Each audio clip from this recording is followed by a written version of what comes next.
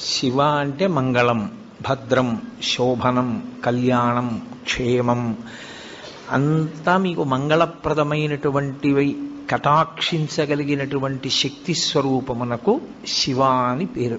అందుకే శివునకు అమంగళమునకు సంబంధం ఉండదు. అసలు ఆయన ఎన్నడూ అమంగళము చేయువాడు కాడు. ఎప్పుడూ మంగళం చేసేవాడెవరో, ఎప్పుడూ భద్రాన్ని చేకూర్చేవాడెవరో, ఎవరి అనుగ్రహం చేత శుభ పరంపర మనకి కలుగుతుందో అటువంటి మహానుభావుణ్ణి శివ అని సంకేతిస్తాం. శివునకు ఒక రూపము కాదు. యథార్థమునకు అసలు పరమేశ్వరుడికి ఒక రూపం ఉంటే కదూ, కోటేశ్వరరావు అంటే ఏదో ఒక రూపంతో ఉంటాడు. పరమేశ్వరుడికి అలా ఒక రూపం ఉండదు.